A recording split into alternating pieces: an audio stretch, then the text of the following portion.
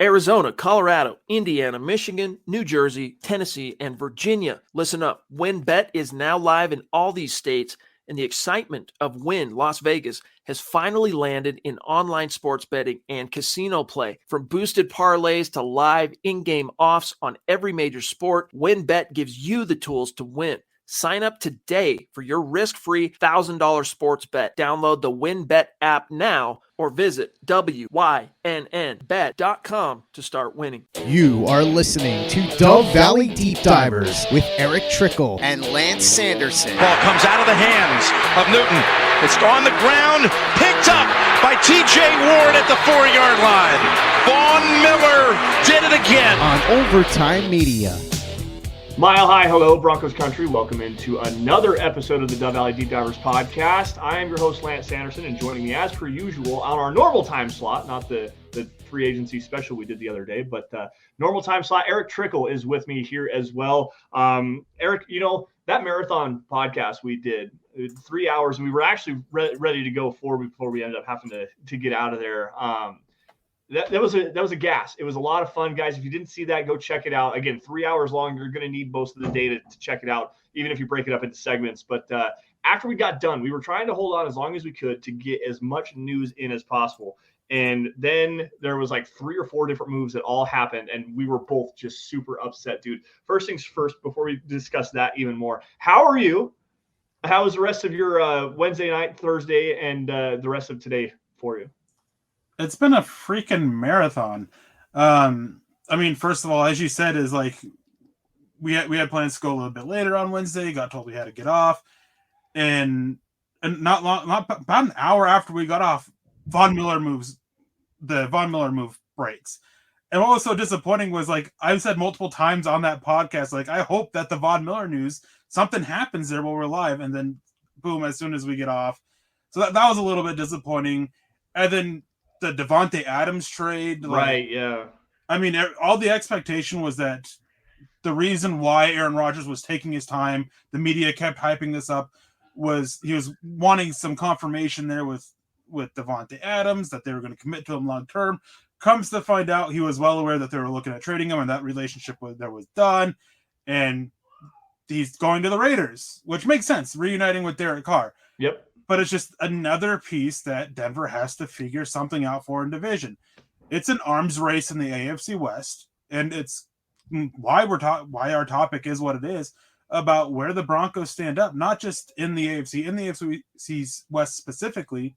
And if you look around the whole AFC, it's becoming more of an arms race throughout. I mean, the Buffalo Bills have made some big moves. The Browns, yeah, they made their move. Couple other teams like have sitting there and just going out there and making moves. It's like you know that meme with the three dragon heads, the one that really goofy looking. Like you can just cut it down to 2 because you have the AFC for one and the goofy one is the NFC. Yeah, this is true. It's been such a whirlwind, and again, the AFC West with the Khalil Mack trade was the first one to really kind of shook things up. Going to the Chargers, obviously the Raiders. The first one to shake things up was Russell Wilson. Well, yeah, and then shortly after that, I've got the timing all mixed up here, guys. It's been a long week. Let's just put it this way. I've been away from home. I got home about an hour ago, and immediately had to turn around and come and do this. So bear with me a little bit, guys. I'm going to be a little rusty today. Anyway, so you've got the Russell Wilson trade, obviously huge move for the Broncos. You've got the Khalil Mack trade to the Los Angeles Chargers for peanuts. Essentially, the Chargers stole that contract, and they stole that player from the Bears. I mean, the thing is that he's been dealing with injuries, and that Bears wanted out of that contract, so they're willing to take less. Right. And what the Bears got for it was still a good deal. I mean, it was a good deal. Nothing to turn your nose up at. It's just the Mac that we know hasn't been the Mac that he's the Mac we. What am I trying to say? The Mac the last few years isn't the Mac that we came to fear when he was with the Raiders. Right. Like the injuries have really been there, and let's see if he can figure out the steps back. Like if he can come back to that form. Well, it's crazy because what was it, 5 years ago when the Raiders traded Mac to the Bears to begin with, they got 2 first round picks for the guy. Like it's crazy the amount of value that they got for a player of Mac's caliber. And then when they got rid of him, they got a couple of second round picks or something like that. I can't remember the exact value. They got peanuts or pennies on the dollar for what they gave up for the guy, and he wasn't the same player in Chicago that he was in Oakland at the time. But then after that, you've got now the Devontae Adams news. You've also got the Juju Smith-Schuster just signed a deal with the Kansas City Chiefs. So that's another premium wide receiver that the Broncos are going to have to figure out a way to cover with the secondary that desperately needs nickel help, a guy in the slot that can cover against wide receivers and tight ends. Like you've got to get another cornerback here. The pass rush in this division is crazy because the Raiders went out and signed Chandler Jones. So like they have Max Crosby and Chandler Jones. You've got Joey Bosa and Khalil Mack, and the Broncos don't currently have a right tackle on the roster worth a grain of salt. Like they went out and signed Tom Compton. They gave Calvin Anderson a sizable deal for him. I think it was fully guaranteed too. I also heard something interesting about that, Eric. I want your thoughts on this one. Within the contract that Calvin Anderson signed, the reason why they did that instead of doing the tender on him was in the contract, they actually have a clause in there that he has an opportunity to compete for the right tackle position. Like they were going to give him an opportunity to start. Like that was according to Benjamin Albright. I heard that this morning on the listening back to the show. So that's kind of an interesting piece of information there. What do you think about that? Well, I mean, it's great. I mean, it's a low risk. They do believe in him. I have some questions about it because what we've seen from him hasn't been, the best level, and I think he's a little bit more limited to the left side. But for a 1-year deal, 2.5, I think is what the total is. It's fine. Like just 1 year allows him to go out there. He has a chance to compete, and that was always going to be the case. He's going to have a chance to compete. Adding Tom Compton, I think, confirms that. I think they still going to be looking heavy at that in the draft. I wouldn't be surprised if they still sign another offensive lineman somewhere. Between now and the draft, they still got to make a little bit of cap room for that wiggle room. But he's getting a chance to compete, and that's what's needed. And it just goes to show, hey, you have a chance to compete. We're not going to commit to you long term, which even the restricted free agent tender wasn't committing to him long term. Right. Yep. But it takes away that opportunity of another team being like, okay, we're going to give you a long term contract and basically kind of pry you away. So I like the move. Yeah, it's an all right move. I like Calvin Anderson. I think he's better on the left side than he is on the right side. But at the same time, he gets an actual opportunity to go out there and compete for the starting position per his contract. Like he signed that contract specifically so that he could get the opportunity to go out and compete for the starting job. I'm going to grab Base Case here with the $2 super chat. Big news out of Michigan, the Michigan Pro Day today. David Ojabo went down with a lower leg injury. Base Case says an Achilles. I haven't seen anything as far as confirmation on that is concerned, but I did hear it was an ankle injury. Anyways, David Ojabo, potential top 10 pick in this class, top 15 pick at least. Would you take him at number 64, Denver, if he fell, Eric? I hadn't heard the Achilles yet. I guess Nick had saw that and he shared it a little bit. And I guess the report is from Michael Lombardi that the news out of Michigan is that he injured his Achilles. If he's there at 64, it's tough because with the way this roster is, you want a guy to come in and be able to have an impact right away. Yep. I'm not, and you're not getting that from him, but he still has so much upside. And then you have the whole risk of the Achilles injury coming back from that. Will he be the same? Like it's tough. Honestly, I'm not 100% sure I would.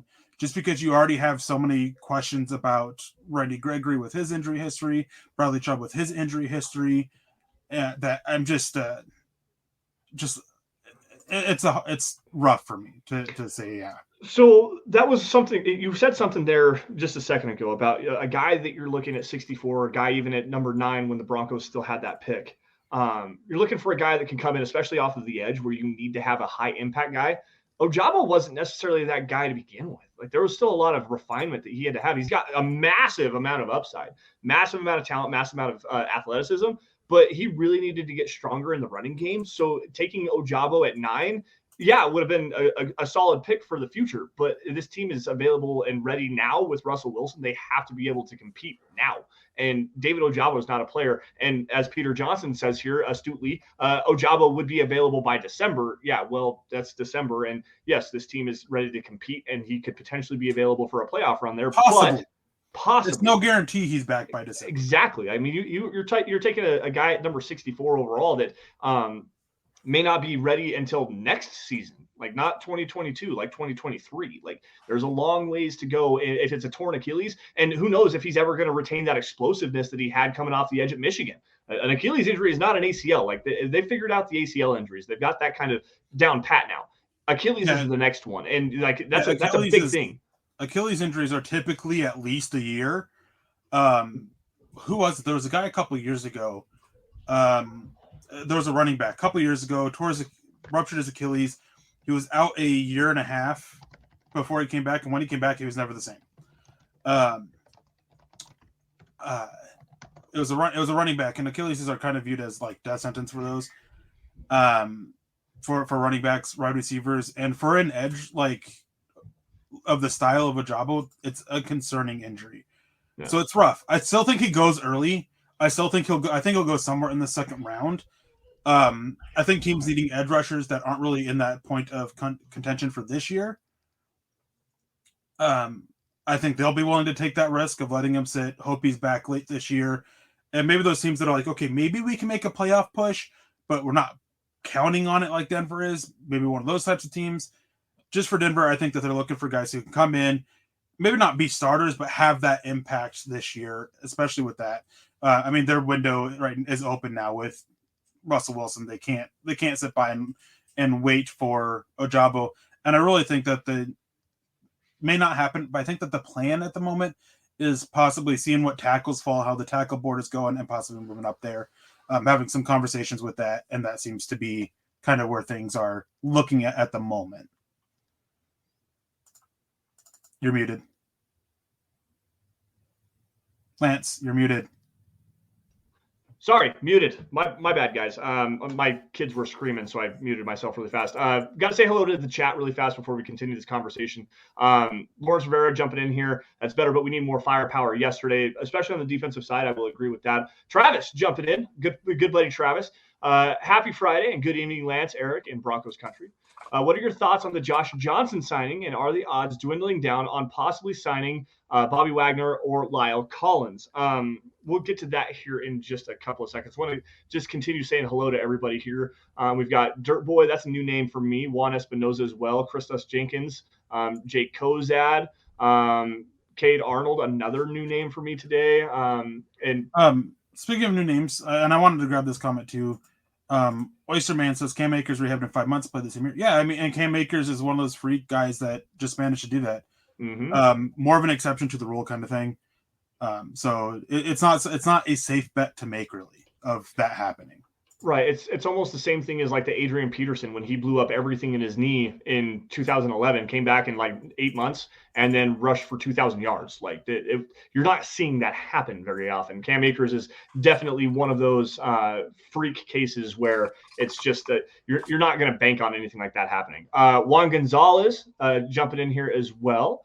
And to be fair, I mean, he only touched the ball, 7 times? Yeah. This season. And came back for one game, I think, and then he was back out.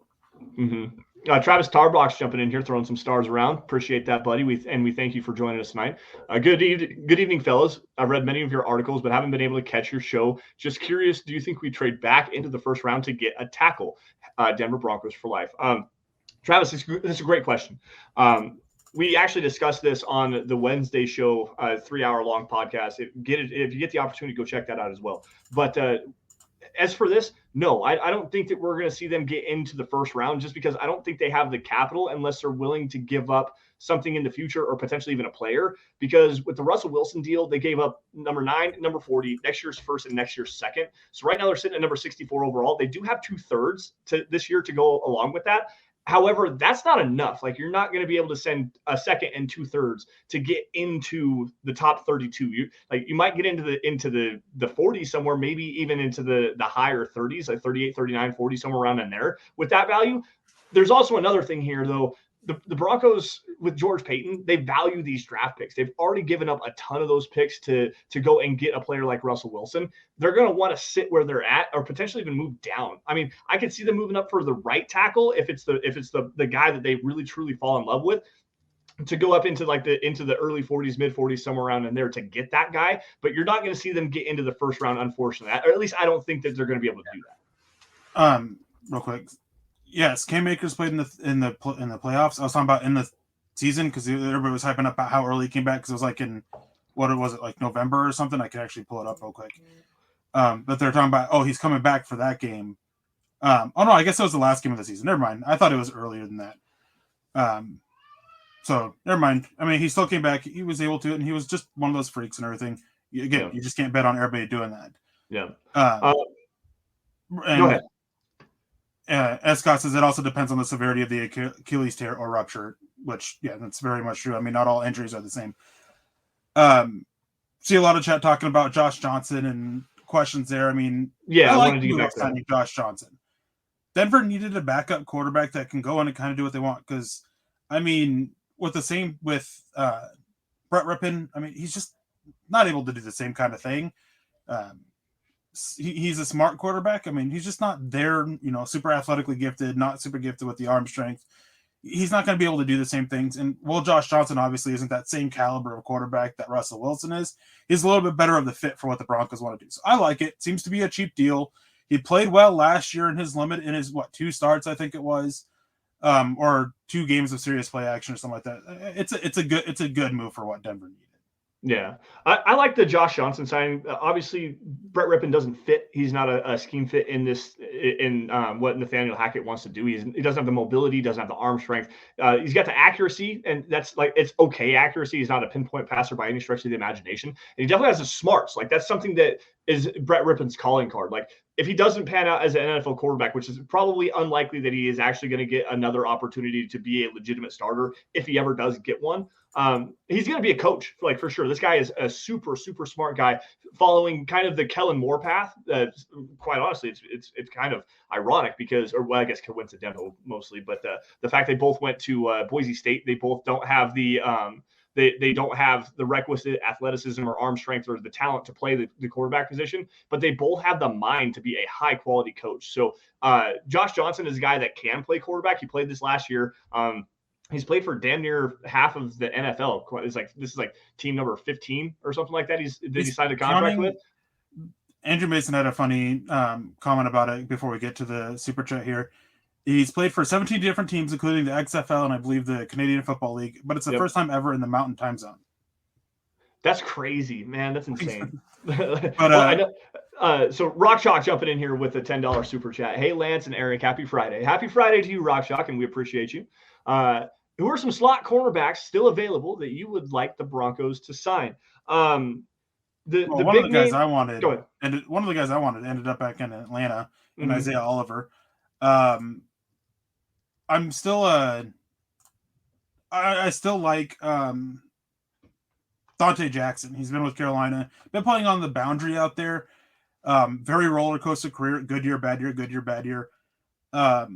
I think he's much better fit inside. I really like his play in zone, and when he's played in the slot, he's been extremely good there. He just doesn't play there often, and I would like to see what they could try to get him, bring him in. As they said today, they're still talking to Bryce Callahan. They're talking to Kareem Jackson. I think they want to bring in 2 corners, which, hey, that's great. That makes it even more sense to go bring in Dante Jackson because he can play on the boundary too. Again, I think he's better inside, but he can play out there, and he can play well out there. He's shown that for added depth, and especially with Bryce Callahan, who has never played a full season, you get additional help there. I wouldn't mind seeing Nate Hairston brought back. Yeah, I think that the slot corner position is on the free agent market is still pretty strong. Corner overall, there's still some solid options out there. Oh, yeah. A guy that I mentioned the other day, it's an injury concern for sure, and you're probably going to get him at a cheaper deal. He's 30 years old, played at San Francisco this last season. Jason Verrett. is a guy that I was intrigued by coming out of the draft at TCU.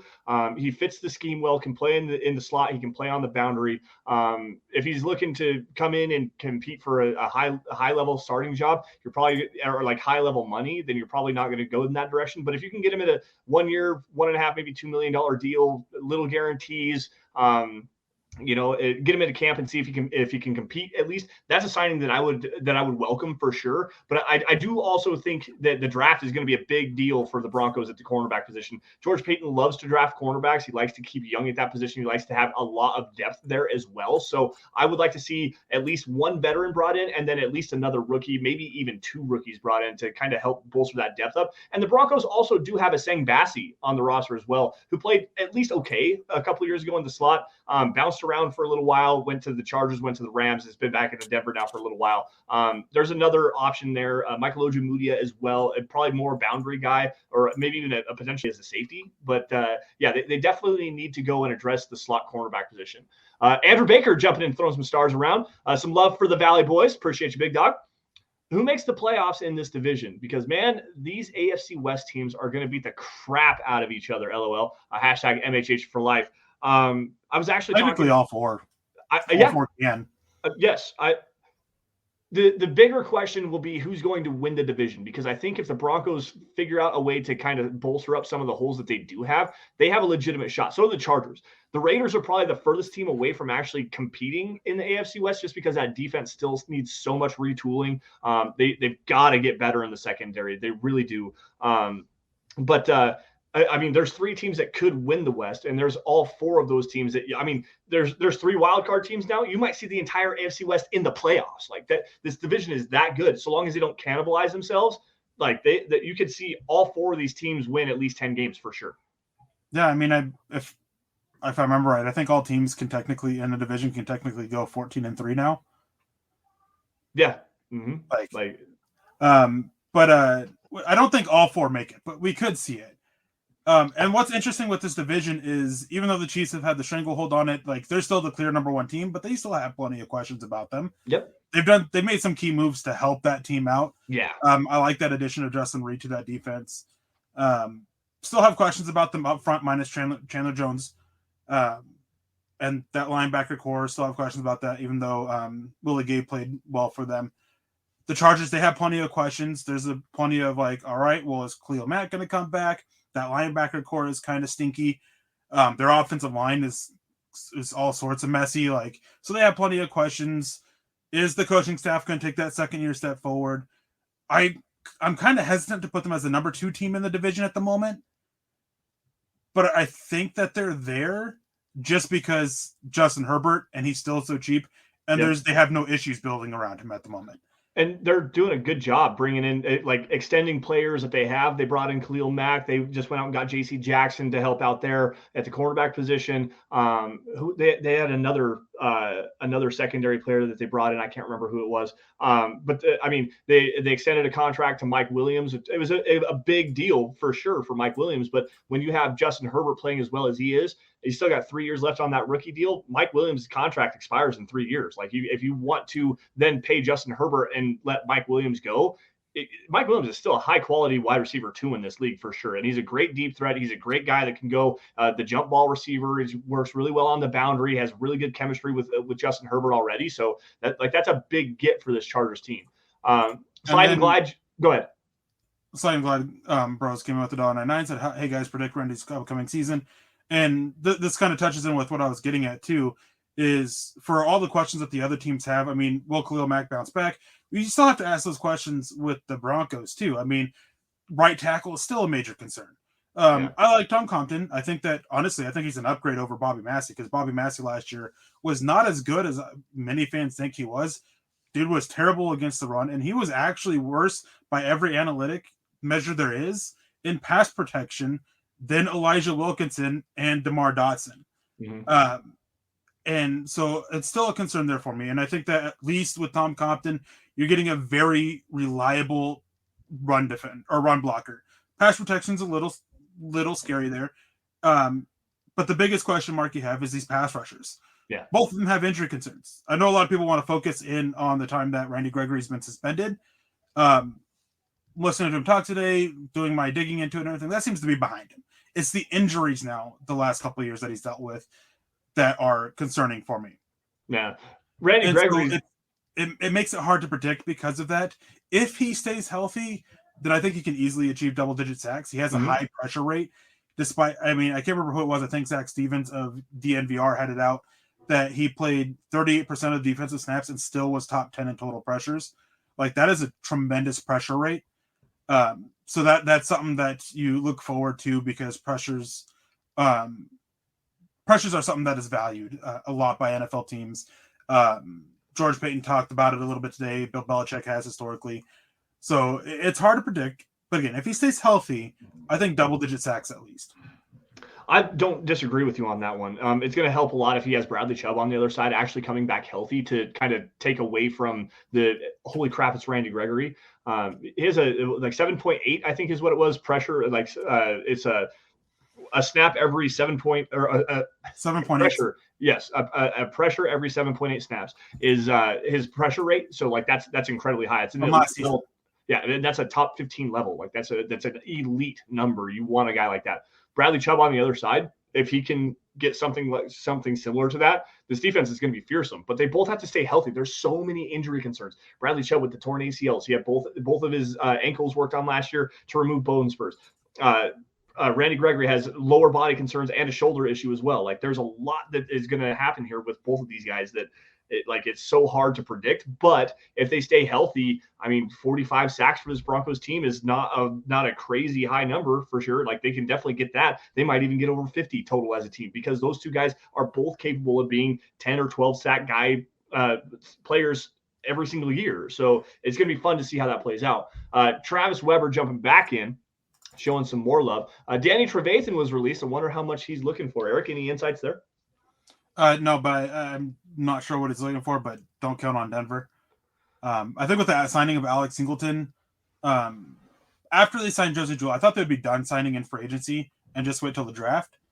Now I'm sure they'll add a rookie, but I'm late day three pick, undrafted free agent, or two at this point. Alex Singleton's a solid special teams guy. He led the Eagles in tackling the last 2 years, but tackling's not exactly the best metric for linebackers because his overall defensive play was really rough. So it's, and Danny Trevathan, he hasn't been good the last couple of years. So I don't expect it. I don't think that his market will be very big, and I wouldn't be surprised at all if you start hearing talk of retirement coming out of him. Not sure he's at that point yet, but I think it's close. Yeah. I got to grab this really fast because we were supposed to have Jeremy Black Knight on tonight. Lance, did you get my message about joining the show around Easter? I did not. However, we'll talk about that more behind the scenes.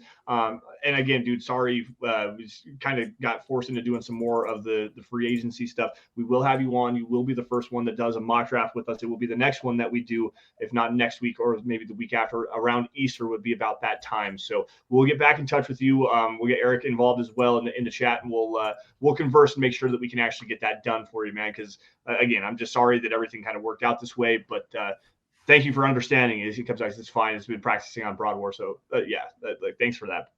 All right, so other news from today, we have Tim Patrick.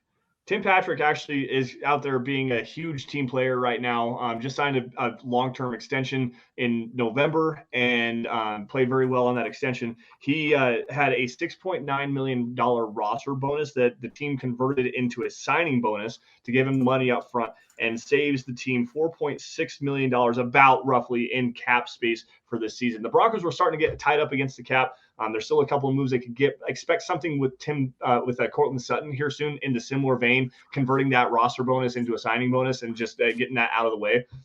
It's going to push some money down the road a little bit, but with the cap expected to jump somewhere in the $240 to $250, $60 million range, somewhere around in there, you can afford to do that. So that's not a huge deal. Also, a Russell Wilson extension could happen here, a restructure there, convert some of that money into a signing bonus, drop that cap number down.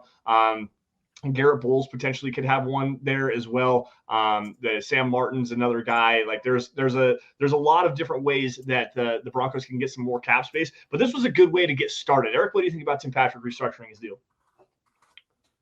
I mean, it was kind of expected that they're going to make moves. I mean, they had to make moves. Yeah. By my calculation, I mean, again, we don't know what DJ Jones's contract is. Haven't seen anything about Eric Tomlinson's. Some of the new signings we have, I don't think we've seen Josh Johnson's either. Alex Singleton's we know. And by my calculation, without that, is that they were, before the two signings, Josh Johnson and Singleton, they were about $2 to $3 million in cap space, depending on the structure of DJ Jones. So they needed it. I mean, they had to make room, and they still have to make extra room. Tim Patrick's freed up a good amount, but they still need more. Cortland Sutton, I believe that he has a $10.5 million roster bonus, might be 11.5. And one of the things is that Denver likes to put those roster bonuses in. Gives them an option to, all right, we're just going to convert that to a signing bonus. We're going to lower your cap hit this year, and then we're going to kick the can down the road. And depending on what it is, I think they can free up. They can bring his total cap hit to down around $5 to $6 million, which would free up a good amount of space, because his cap hit this year is almost $14 million, something like that. Yeah. So almost $10 million they could free up there. Something they need. They still want to make a couple moves, and they talked about it today. And one of the biggest things too is going into today, they only had 60 players under contract. They now sit at 63 players under contract. And so going forward, I mean, you don't want to add too many rookies when you have a window open with Russell Wilson. You want to find some other cheaper veteran guys who can come in and compete. So I think that they want to end up between 70 and 75 players under contract going into the draft.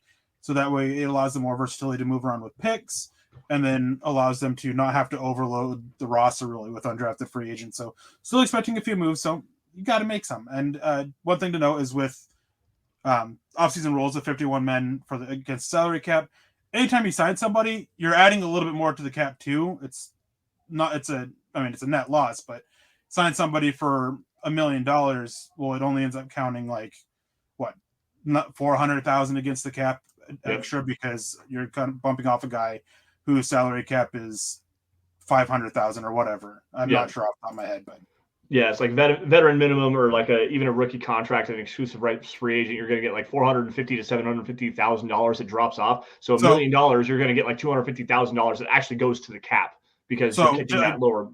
Go ahead. I just pulled it up, and the last guy on the roster has that 705,000. But Joe Spaeth came in with a $30 donation. He says, "Hey guys, with Evero as a DC, we will still be in a base 3-4 defense. And if the season started today, who do you think our starting D-line would be? Curious if you guys think DJ is more of a defensive tackle, defensive end. Love the show. Go Broncos." Thank you, Joe. I think the safest way to put it is that the Broncos base defense is going to be a nickel. You're going to have 2 down linemen, 2 edge rushers, 1 or 2 linebackers, and then the rest are going to be defensive backs. That just seems to be the way they're headed to. And I think that in a base 3-4 look, I think DJ Jones should be your 0-1 technique. When you go to that nickel look, he can handle the 2-eye. So I just think about that. I mean, just the base of 3-4, 4-3 is kind of is headed out to be like dead. It's more so you want to talk about more technique, defensive line techniques, stand up, pass rushers, things like that. Edges. It's more of that way instead of more 3-4, 4-3. Yeah, a big part here is, like Eric said, it's going to be a lot of 5 and 6 defensive backs, nickel and dime personnel.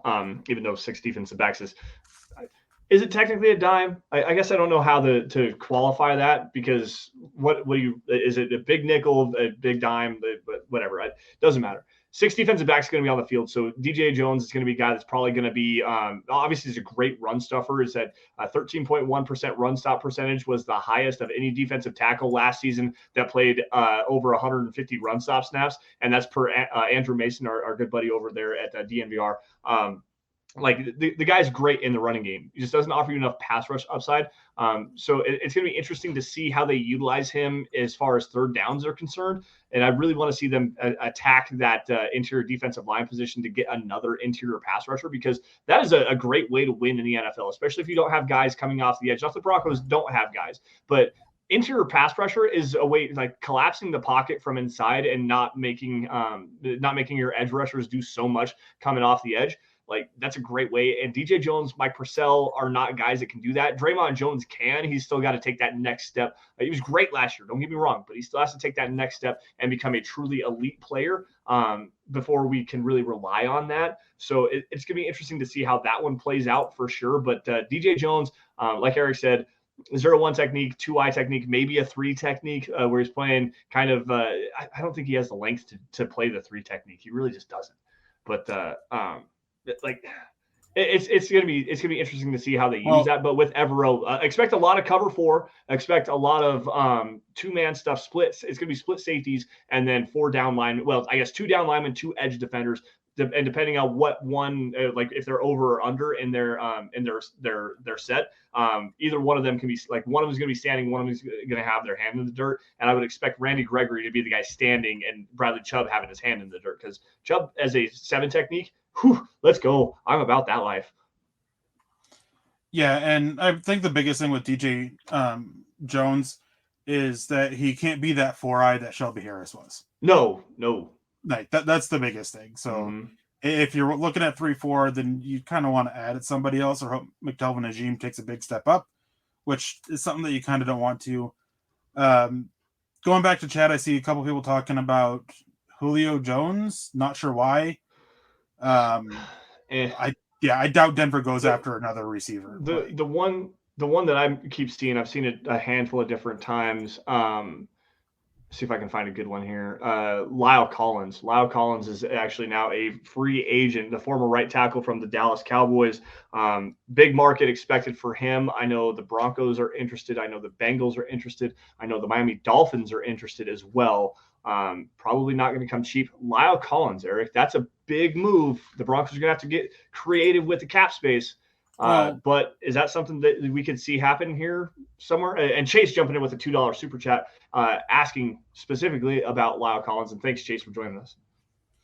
Thank you, Chase, for that. And it just goes right in with the topic. As I said Wednesday, I think that if Lyle Collins being released would increase Denver's interest a little bit more. It was going to come down to price, and I just don't think that the price range matches what Denver wants to do, or even then can do at the moment. He's still in Cincinnati, and I believe the latest is that he'll be there in Cincinnati until tomorrow even. Joe Burrow's heavily involved in it, and basically they don't want him to leave without a contract. And honestly, with that offensive line, watching them in the Super Bowl, I mean, you can't blame them. Right. Sounds like that he's going to get more on his new contract than what he was going to get than what he had with the Cowboys. Yeah. The biggest thing there was concerns about his hips, and teams wanted to go check that out. They want to court him. So we'll see what it is.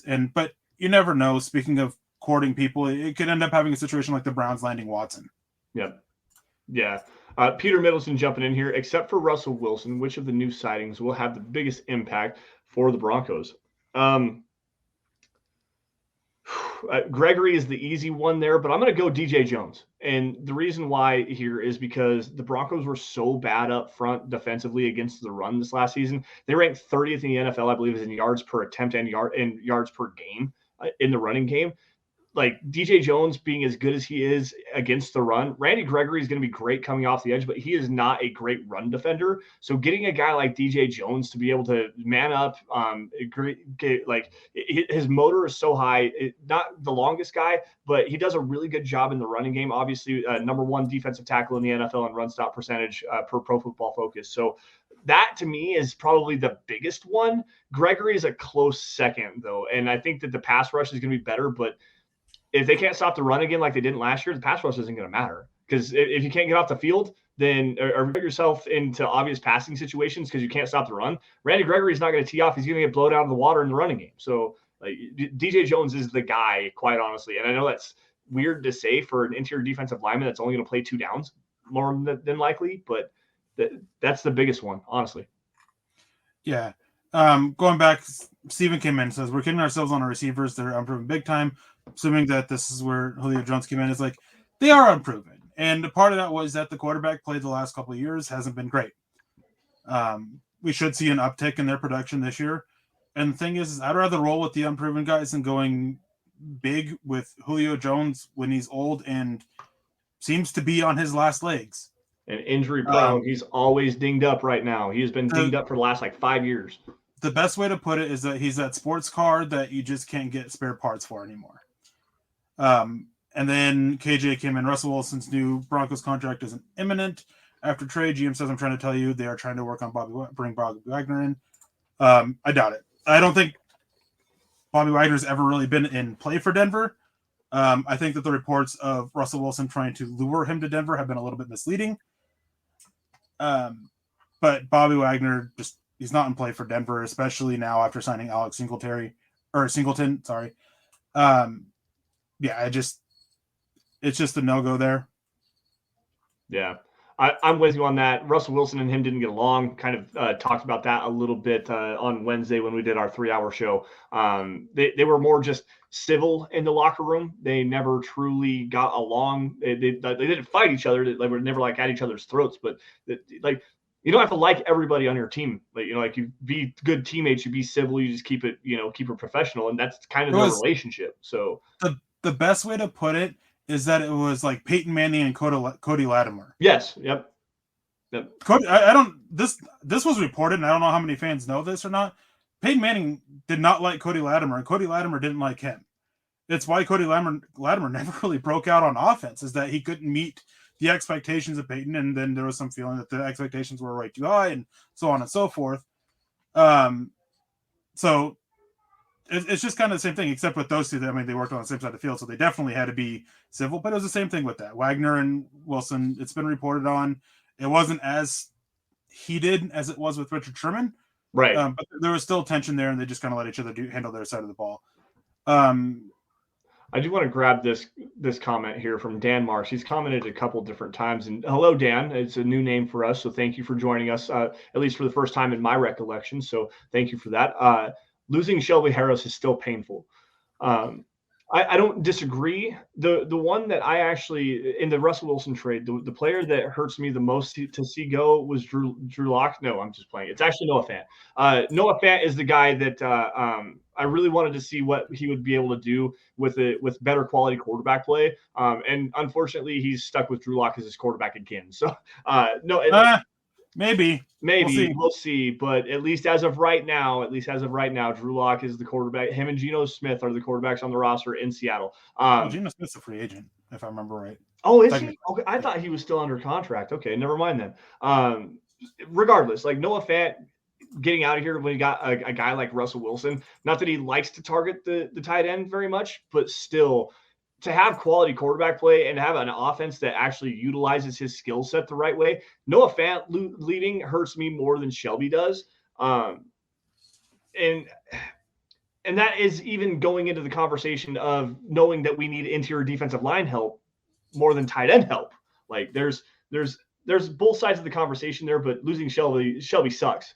Losing Noah Fant sucks more. The thing that hurts with Shelby Harris, I wasn't super sad about it. Don't get me wrong, he was a fine player. This last year was a little bit disappointing from him.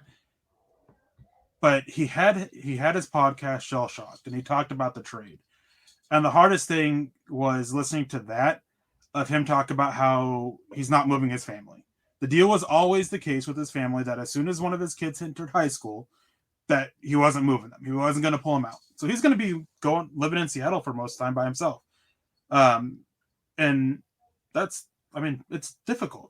It's as a father, and it's something that's very difficult. And as professionals, I'm sure that these guys are used to it a little bit more. But it's very different going from, hey, I'm seeing my family every day, to where I'm seeing my family once or twice a week for a short amount of time. Yeah. So it hurts on that aspect of it.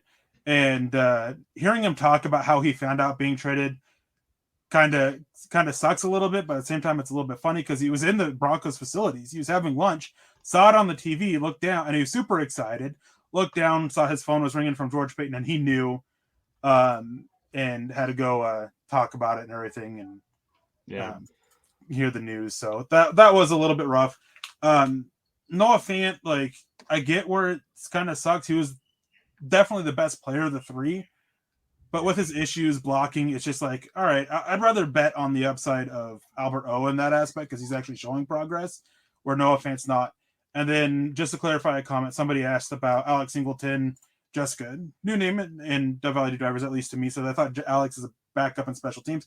He is, but the thing is you have Baron Browning, you have Josie Jewell back, you have Jonas Griffith, and you have Alex Singleton. Like, that's you're looking at those four as being your linebackers going into the season. Yep. And Bobby Wagner, I mean, who are you going to cutting into? I mean, Josie Jewell, they spoke highly of him. He's the glue that holds the defense together. Baron Browning has so much upside. Like, who are you putting on the bench for Bobby Wagner in a defense that likely you're only going to have one of those guys on the defense for a good majority of the snaps anyway? So. Well, and how long are you going to get Bobby Wagner playing at the level that he's playing right now? And it's starting. Well, he's already declining. So exactly, that's what I'm saying. Like, you're getting a 32-year-old Bobby Wagner that's already starting to kind of fall off a cliff a little bit, and in a situation where you already have guys on your defense that fit the defense better than Bobby Wagner does. So it's just a rough conversation here. Travis Weber jumping in here. Do you think K-Jax will get another 1-year deal from Denver? Depending on the cost, he very well could. It sounds like they want to have him back.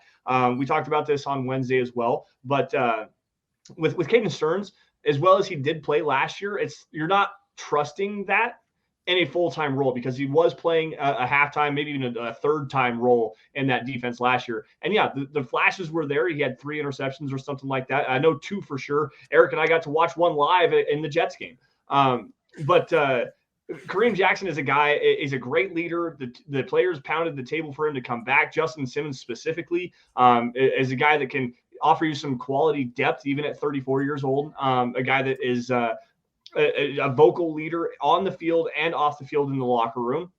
So I think that they do want to have him back. I just don't know if they're going to like they moved off their number from $4 million last year to $5 million just to get him back. But I don't think he's going to get that this year. Like, it's like 2.5, maybe $2.5 million deal. Like, especially with the Broncos cap space right now. Like, why not just go to the draft and go get a guy? Yeah. With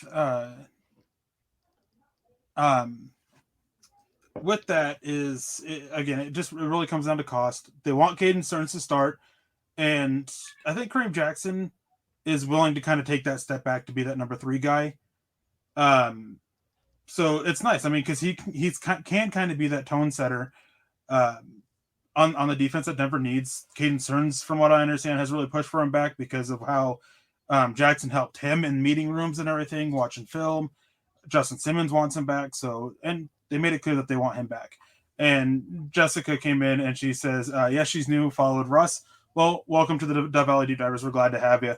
Welcome to Broncos country. If you followed Russ and you're a former Seahawks fan, so you're now a Broncos fan, and welcome to Broncos country and welcome to the show. And thank you. Hopefully, if you haven't got a chance to check out every other show, we do go live. The Huddle Up Podcast Network is live on Mile High Huddle's YouTube page every single day at 6 p.m. Mountain Time, 8 p.m. Eastern. So make sure you check out all of the rest of the shows. And always, every single Friday night, come check out and chop it up with us because we appreciate your guys' support.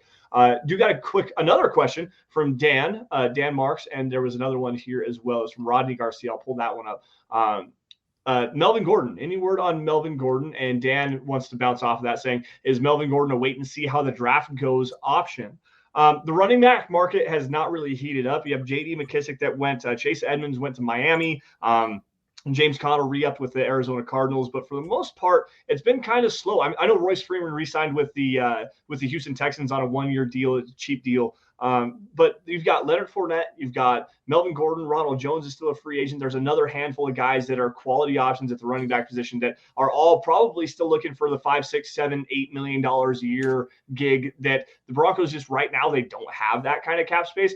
I do agree that it's probably a wait and see how the draft goes deal before Melvin Gordon does take a deal if he does come back to Denver. And it's not going to be at $5 million a season just because the running back position is so devalued. There's so many names on the open wire that are available, and they're just going to kind of cannibalize themselves as far as the market's concerned, unless one of them goes out and signs a big money deal, which will then fire up their market just a little bit more. But I don't see Melvin Gordon coming back right now. Eric, I don't know. I would welcome that. I really would. What are your thoughts on Melvin Gordon right now, though? Right now, I don't think it's the cards. I think it's a combination of kind of want to see how the draft goes. I mean, this year, almost every single year, you have a pretty good influx of talent at the running back position, kind of similar to wide receiver. College just keeps turning them out. It's just so easy to find solid guys to run the ball for you for a couple of years and then move on. The running back market right now, it's been a lot of guys either returning to where they're from or going, or head coaches getting their guy that they wanted. So it's still kind of, it's always one of the later markets to really kick off anyways. So I think Denver's wanted to see there. They're open to it, but it's just a matter of price, and so we still have to kind of wait and see on that and everything. So that's just how it is, and that's how it is a lot of times when you guys don't see teams moving or making big moves. A lot of times it's not that they're not looking; it's just that price range and just monitoring the market. I mean, if they want to see if like we have interest in this guy, but right now he's kind of asking for a little bit much. We want to kind of see what materializes there. Jadeveon Clowney for the last couple of years is actually a really good example of it. Not sure if that's the case this year, but he's a guy who consistently has gone into free agency looking for a huge contract, and it's never there. Kareem Jackson last year, after he was let go by the Broncos, he didn't want to take that pay cut because he thought he can get more on the open market. Got released, quickly found out that he wasn't getting what he thought, and came back to the Broncos for basically what they were offering with the pay cut. So it's just a way it is sometimes, especially with veterans and especially at a position that's so devalued. Yeah. It's going to be interesting to see because the draft, there's a couple of really quality options from the 75 to 150 range. That James Cook is a great option there. Kyron Williams, another one. My guy, Sincere McCormick from UTSA. There's another great name there. This running back class is super stacked. James Cook would probably be the guy that I would want to see the Broncos draft highly because he is such a great complementary skill set to what Javonte Williams already has. And also to Mike Boone as well. Like Mike Boone and James Cook, they both do really well out of the backfield as receivers. So it's going to be fun to see how that plays out. But no, I don't expect Gordon coming back. And even though they were a great 1-2 punch, they really were. And I want to grab this comment real quick. Matt Willis asking, how much more cap space do we have? Well, after the Tim Patrick restructure, without knowing what Josh Johnson signed for, without knowing the structure of DJ Jones, it seems like that Denver's sitting between 7 and 8 million. I know overthecap.com has Denver a little bit more, but it's just because they don't have DJ Jones structure. They don't have Eric Tomlinson's contract in there, and they don't have Josh Johnson's. And last time I checked, they didn't have Alex Singleton's in there either. So right, it's before Tim Patrick, they were down to like maybe 3 million in cap space. And he freed up like 4.6 or something like that in cap space. So that's kind of what you're looking about 7 to 8 million cap space, which, hey, it's wiggle room, and Denver still can add a little bit more wiggle room, especially if they want to make 2 signings at corner. Yep. Yes, sir. EJ jumping in here. Abraham Lucas or Bernard Raymond, if they are there at 64, we take one of them. I don't think Raymond's going to last to 64. Lucas would be a good fit. But if Raymond starts to fall, he's one to keep an eye out for moving up for. That's exactly what I was about to say. Like Bernard Raymond is a guy that I really like. I went back and kind of rewatched him. He struggled against Missouri. There were some strength issues I saw and leverage issues for sure. But for the most part, he does a good job getting out. He moves really well. He's an aggressive blocker, physical blocker at the point of attack. Mirrors very well in the passing game. If the Broncos wanted to trade up into the low 40s, like say 40, 41, 42, somewhere, if they can get into the higher 30s, somewhere around in there, Raymond's definitely an option. I want you to speak on Lucas again, though, because you said this a couple of different times. What are your thoughts on Abraham Lucas at 64? I seem to be lower on him than many others. I've seen conversations about him being in that 50 to 64 range. So I have him, I believe, as a early third, I believe, is kind of where the range I'm at. So it's just depends. Like I could live with it. I could live with it at 64. I like him. I don't love him. But I mean, there's a lot there to work with. One thing that was surprising was how fluid of a mover he was at the combine when watching him through the drills and through the testing, which was nice. He went out, he had a good Senior Bowl. Like, it's just, I don't know. It's just with where my grade 64 is a little rich, but again, it's one of those things where depending on how the board falls, like, and that's your option, like, yeah, I can live with that little bit of reach, because also at the same time is my board, my personal thoughts on those players is definitely not the same as the Broncos. Yeah, that's very true. I mean, even your thoughts and my thoughts are not the same on a lot of these players. So everyone has their own opinions, and in the case of you and I, that's just because I'm right and you're wrong. Well, I mean, that's 90% of the time how it goes. However, we do agree on a lot of stuff, though. Okay, we do actually agree on a lot of stuff. Peter Middleton, I got to grab this super chat that just came in here in a second. Peter jumps in and says, if Mahomes gets injured, where do you put the Chiefs in this division? Are they last? With the coaching as good as they are, I'm not sure who their backup quarterback is. Is it still Matt Moore? Is that who their backup quarterback is anymore? Is it Henny? Okay. Then never mind. I was going to say if it was Matt Moore, then go back to what happened in 2000. I think it was 19 or 18, Bloody Thursday, as Stokely and Zach like to call it, where Mahomes actually got hurt, and then Matt Moore went out and threw for 2 touchdown passes and still managed to blow the Broncos out. I don't take anything away from the Chiefs, especially not with a play caller and a coach like Andy Reid. So if Mahomes gets hurt early, then sure, I could see that. I could see it where they would be finished last place. But no, I don't see that actually happening. I think they will probably still be at least better than the Raiders. Joey Richards, our guy, JR Drafts, at JR Drafts. I'm still mad at you, by the way, Joey. I know you're watching. I know you're still here. I'm still mad at you that you went to Mile High Sports and didn't come join Mile High Huddle. We recruited you so hard, damn it. But no, good friend of the show. He was actually one of the first guests we ever had on the show to talk the NFL draft with us. Great follow at JR Drafts, guys. Go and check out all of his content. Super good dude as well. Showing some love here. Keep it up, guys. And Joey, you keep it up. I can't wait to chop it up with you again. We need to link up together, whether it's you coming on our show or me coming on the What's on Draft or whatever we got to do. Let's link up. Let's chop it up. Get Zach Seegers involved as well. It'd be a great crossover show. So let's link up one of these days and see if we can't make that happen. Yeah, I'm not one to really hype up people for, our competitors, but Joey Richards, JR Drafts, and Zach Seegers are 2 guys that are definitely worth a follow. Great guys. Talk to them a little bit behind the scenes and everything. Both super nice guys. Young and upcoming dudes as well. So if you guys aren't following them on Twitter, go give them a follow as well on that.